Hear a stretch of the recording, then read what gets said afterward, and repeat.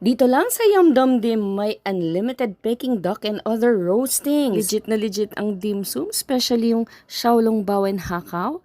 Tapos meron silang kuchay dumpling, pork wonton, siomai, lava bun, baked pork bun, and chicken feet. Meron din silang serve na eggplant with minced pork, squid with salt and pepper, fried dumplings, fried spring rolls, buchi, beef, pansit canton, rice, soup, etc. etc. Sobrang dami. Hindi din papahuli ang kanilang dessert. So aside from buchi, ang sasarap ang tatamis ng fresh fruits nila. May grapes, pakwan, pinya, melon. Okay na okay ang almond fruit cocktail. And my all-time favorite, ang mango sago. Ang sarap talaga. Ay nako, unlimited po ang roast duck, garlic roast chicken, pork char siu, and lechon Macau. Kakakain lang namin the other week pero dinadayo talaga namin to. Dahil sobrang sarap lahat ng food. Grabe.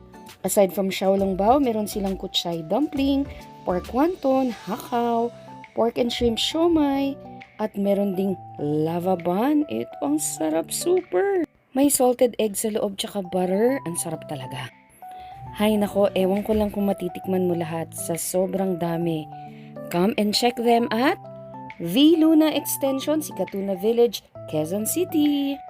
Ang soft opening promo rates nila, it's 899 for premium set meal and it's 1,099 for emperor set meal. Yan yung may kasamang mga Peking duck and other roastings.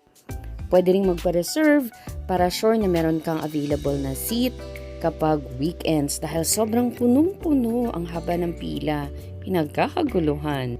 Meron silang private area and meron ding alfresco dining. Shoutout nga pala sa mga staff and servers.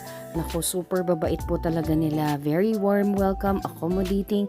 They will make your table clean all the time. Grabe, wala ka nang hahanapin pa. Panalong panalo. So let's go to Yum Dum Dim. Yummy dumplings and dim sum.